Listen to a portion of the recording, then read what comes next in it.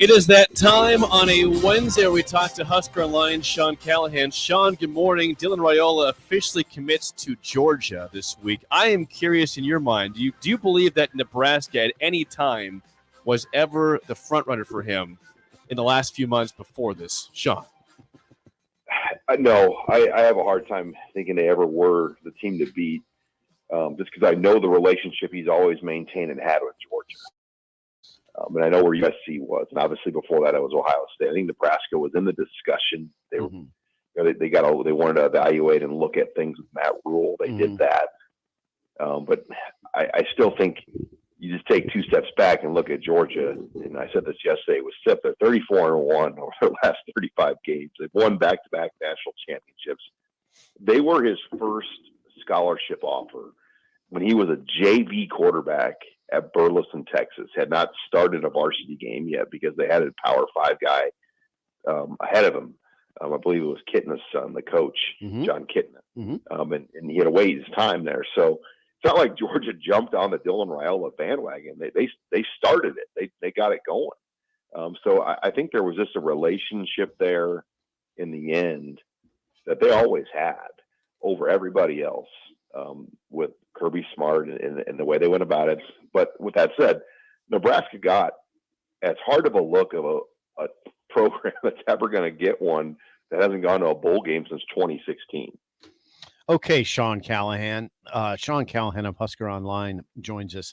Let's stay on the rail. We'll stay with the Raiola angle. Now, what does Nebraska do with its quarterback recruiting in the wake of Dylan's decision? Yeah, you're a little limited right now because it's very, very late. Right. Quarterbacks. I mean, this is like, most of your quarterbacks everywhere are either committed or have things fairly well figured out at this point. Okay. I mean, there's a few options. I mean, they can circle back around to Daniel Callahan at Bellevue West. That was the only other live offer they had out 2024. Okay. Was Daniel Callahan. He's at Missouri, right? It was never an offer he had the green light to commit on because they had to wait on Raiola. And then Callahan, had to kind of move forward with his recruiting. And, he was advised to with people around him that know things. And it was smart. He couldn't just wait around because then his opportunities that he had might have gone away by waiting on this Raiola situation. So he jumped on the Missouri offer. Dante Reno's another name. Okay. Out of Massachusetts. Keep your eyes on. Marcus Satterfield had a relationship with him, got him committed to South Carolina over a year ago. Okay. Cheshire Academy. Is that a guy that they'll try to re-engage with his staff? And then Kamari McClellan is a wild card. He'll be here in June for a visit. 6'1", 175 out of Pinson, Alabama. Okay. 3-star quarterback, has some offers. Hard to really figure out, if these offers are as an athlete, as a quarterback with the different schools, how many are committable. Nebraska's not offered him yet, though. He's coming on an unofficial visit. Okay. Means he's paying his own way up here as well. Okay, Sean, what are the chances what are the chances that Dylan Raiola eventually might come back here? I mean, I don't know how to. They'll keep recruiting him. They'll stay in good graces with the family, right? Yeah, and that's portal recruiting now everywhere, because once you get a guy to transfer to you, after if they go in the portal, then they're locked into you forever, because you're only allowed one portal move until you maybe graduate or could be grad degree or whatever. But I think it's smart for everybody everywhere to keep. It used to be a joke after signing day was National Coach Unfollow Day on Twitter. Yeah. You unfollow all the guys that you started. But now you keep them all followed and keep tabs on a lot of these guys because there's a chance you might be recruiting them again, and it could be a year later or 2 years later. Right, not long. With the way the transfer portal is. Joined by Sean Callahan. Sean, Teddy Rizak of Omaha commits to Notre Dame this week, 2024. Athlete. I mean, I'm curious. Nebraska was late on him compared to Notre Dame. What's up with the Fighting Irish's rate of Nebraska with Carter Nelson, with now Teddy Rizak? What are you seeing with Notre Dame in the recruiting here? I mean, this is a very out of the box take for Notre Dame. I mean, they're freaking Notre Dame guys, and they're coming into Omaha offering a guy that really he had a Boston College offer, but it was mainly group of fives. Okay. So they came in and made an evaluation on their own. And Al Golden happened to be there to look at Caleb Benning and Christian Jones, the two other guys on that team that are being recruited. And they really liked him off the bus. He walked in. I think they were like, whoa, wait a minute. And then they had him come down for a visit. They got a better read of who he was, his family. And they said, we want this guy. But from what I know, the window to commit was limited. He had to make a decision quickly, and that was smart. I think Notre Dame knew that if they let the car down the road too far with this kid, other teams would offer and get involved. And if they were going to get him, they had to kind of strategize their move, and they did. I mean, he committed to Notre Dame really almost before he got the Nebraska offer. I think he waited to make it public. But yeah, Notre Dame's the one that really took a chance here. I mean, it's interesting if you're Nebraska, you offer this, say if they offered him before Notre Dame did, and he didn't really have much. I was like, wow, Nebraska's really taking a chance of reaching on these in-state guys. Notre Dame does this offer, and like, wow, what did Nebraska miss? Yeah, right.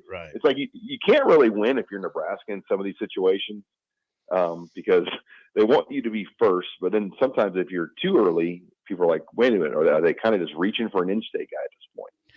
I totally understand where you're coming from. Sean Callahan joins us. Sean, in the dead of winter,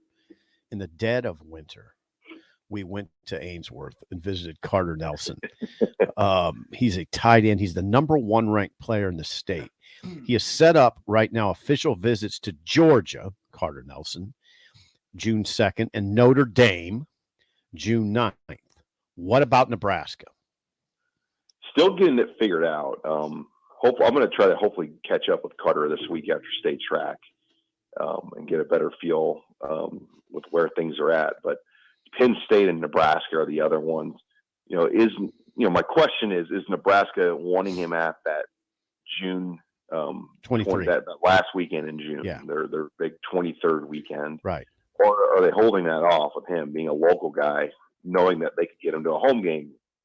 But it should have your attention that he's visiting Georgia on the opening weekend, which is also the same weekend Dylan Raiola is going to be there for an official visit. And that is one of Georgia's big recruiting weekends. He's going to be out in Athens. Now, There are some things about Georgia, though, like generally you have to work out for them to get your offer greenlit to be committable. So is Carter Nelson, being an 8-man kid from small town Nebraska, is he going to be forced to go through a workout? And that'll be our new colleague, Rusty Manziel at Dogs HQ at On3. Mm-hmm. He's really plugged in. That'll be a good question for me to ask Rusty because, generally Alabama, Georgia, you have to go, and Coach Bush would know this too. You have to go down there, and LSU was that way. To commit, you got to prove it on the field before they allow your commit. Mm-hmm. Okay. Would they make him do that? I don't know. Sean, so Carter Nelson is the number 1 ranked player in the state, according to On3. Davon Hall of Bellevue West, receiver, 2. Isaiah McMorris at Bellevue West, wide receiver. He's ranked 3rd. Where does Nebraska sit with Hall and McMorris? Very positive sign that both these players are visiting on the June 23rd weekend. Okay. Garrett McGuire has done an excellent job of getting in with these two guys. I would say a month ago, I didn't feel great about either. Right now, I feel like Nebraska is right there, square in the ring. I would say USC is the key team with McMorris. And I think he has an offer, but I think it's a situation, is it greenlit to commit? Mm-hmm. With Hall, Arkansas is a team. A&M had been on him too. Tennessee was a wild card that had not offered him yet, but Arkansas to me is the other team. And boy, you look at Hall; he's a 10'6" guy. 10'6". He can almost high jump 6'10". Mm-hmm. So he's a specimen of an athlete, and those are things that this track really, the staff really likes. And then McMorris, had the record-breaking season in Nebraska high school history in his first year at Bellevue West, coming from Millard North. These would be home run additions from an in-state. And, I think it looks good that Nebraska can get hopefully at least one of these two guys. Okay, well, I mean, you got Nelson. It's a battle for these guys, Sean. That's what I'm trying to impart to people here. This is Callahan, by the way, is ranked 4th. So he went to Missouri, committed to Missouri. I mean, you got to get one of these guys, right? One of the top 4. Yeah, and I mean, like I said, you feel good that they're both going to be here for that 23rd weekend. Yeah, that's huge. I mean, Caleb Pyfrom is another one. He's taken an official visit to Nebraska from Omaha Central, and he's got a number of visits. So he's visiting Nebraska June 2nd, then Minnesota the 16th, and Illinois the 23rd. So you got a Big Ten West battle as well for Caleb Pyfrom. Man, Sean, holy God! I mean, that's the top 6 guys. That's the top 6 guys, and you're wrestling to get a couple of these guys now. I mean, this is going to get fascinating. Yep. Sean, always roll up your sleeves. Always good stuff, Sean. Thanks for the time. We'll chat with you again next week. Thanks, guys. Sean Callahan, Holy Husker Online. crap, this is fascinating.